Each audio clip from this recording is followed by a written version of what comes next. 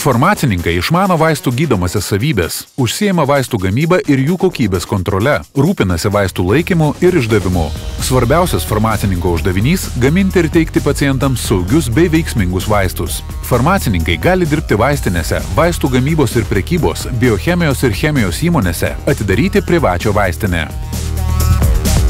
Esu Vytautas, man yra 17 metų. Mokykloje labiausiai mėgstu gamtos mokslų pamokas, tai biologija, chemija, taip pat matematika. Lankau tinklį, žaidžiu krepšinį bei stalo tenisą. Noriu studijuoti mediciną ir būti chirurgu. Esu Evelina, man 19 metų. Mano mėgstamiausi dalykai – matematika ir ekonomika. Žaidžiu lauko tenisą ir praktikuoju jogą. Norėčiau studijuoti ekonomiką užsienyje ir tapti finansų eksperte. Aš esu Jurgis, man yra 17 metų, patinka istorijos, muzikos, geografijos pamokas, laisvalaikiu žaidžiu kompiuterinius žaidimus ir skaitau detektyvus. Norėčiau būti policininku ir tirti sudėtingas bylas.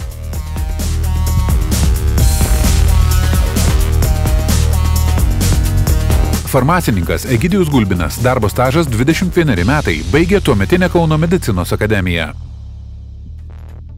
Jūs kiekvieną rytą geriat arbatą, taip pat užsimerkiat arbatžolės, pakeičia spalvą arbatą, tai jūs savaime irgi jau pasidarot kažkokią tai vaistinį preparatą, taip grubiai pasakęs. Bet čia tik gerit vandenį, o mes jau su spiritu dirbame.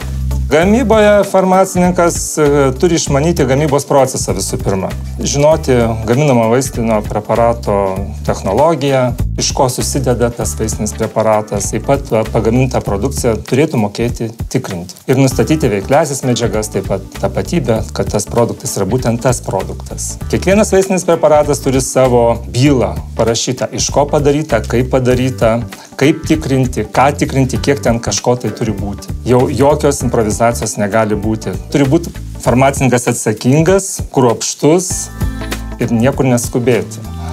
Atlikti viską teisingai. Dirbame su augaliniam žaliavom. Yra tam tikra specifika. Gaunam žaliavas iš audituotų tiekėjų, vaisiai džiovinti, žolės džiovintos. Mes jas patikrinam ir yra visos veikliosios medžiagos tiek, kiek jos reikia.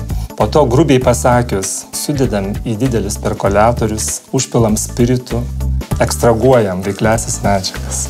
Ir po to išeina kaip ir pusiau vaistas. Etiketuojam, supilstom, kaip priklauso ir dar kartą tikriname. Tikrinimai kelis kartus, 2, 3, 4, kiek reikia. Ir negana to, dar išpilščius taip pat produktą tikriname. Tikriname mikrobiologiškai, tikriname chemiškai, tapatybę ir taip toliau. Gamybos procesas žiauriai įdomus, nes visada tas vaistų gamyba atrodė toks nepasiekiamas ranka dalykas, vis laik matydam tik tai pakuotės, vaistus. Nieko beveik rankom nėra daroma, viskas yra beveik automatizuota, mašinos. Labai pažangėta, visos tos technologijos, visos tos mašinos, taip labai modernizuoti ir žmonių rankų pagalbos net nebereikia, galima sakyti. Jei tik išeini iš gamybinių patalpų, tu turi persirengti, turi plauti rankas, turi keisti apavą. Gamybos patalpos yra reglamentuojamos, tai yra, į jas negali bet kas patekti. Mūsų įmonė yra D švarumo klasė. D švarumo klasė tam tikras dalelių skaičius ore neturi viršyti dydžiu ir skaičiumi. Atliekamas monitoringas, pastoviai yra tikrinama.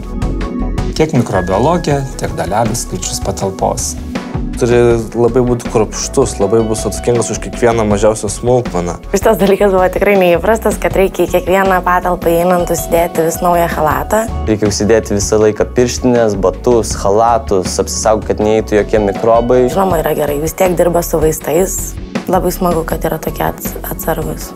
Mokykloje tikrai nežinojau, ko norėčiau būti. Turbūt kaip ir jūs. Kadangi šeimoje taip pat mano motina buvo veterinarijos gydytoja, kažkas tai su vaistais truputį susiję. Tai teko prie vaistų būti, teko ten pasistuoti, ir patiko. Turi patikti chemija, nes chemijos reikia mokytis daug ir įvairios, pradedant farmacinę chemiją, analitinę chemiją, toksikologinę chemiją, biochemiją, neorganinę chemiją, fizikinę chemiją. Jeigu jautite mokslam aistrą, tai manau tikrai tobula profesija. Žmonės, kurie mėgsta chemiją, tai tikrai turėtų rinktis dėl to, kad be chemijos šitoje profesijoje nieko neįmanoma įsivaizduoti. Baigiai mokslus ir viskas, tu viską žinai. Taip niekada nebūna. Visą laiką yra vietos, kur tobulėti ir visą laiką, manau, gali kažko naujo išmokti. Monotonijos nėra, turi priimti sprendimus labai greitai ir tiksliai. Nėra taip, kad palaukiam čia po valandos, po 2, po paros kažką tai padarysim kitaip. Turi būti pasiruošęs bet kokiam iššūkiui, kas įvyksta gamyboje. Profesija gana paklausi, sakyčiau, yra, pasiūlos tikrai yra. Farmacininkas visų pirma gali dirbti vaistinėje, gamybos įmonėje, taip pat laboratorijoje, tai yra tikrinti vaistinius preparatus, jų kokybė, kiekybė, tapatybė. Perspektyvi ta specialybė yra, kadangi žmonės nori gyventi kokybiškai, o kad kokybiškai gyventi, reikia kažką tai ir pasigydyti.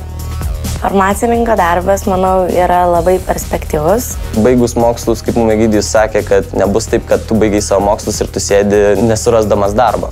Stipriai sergantiems žmonėms jie be vaistų nieko negalėtų padaryti ir tai yra labai svarbi profesija.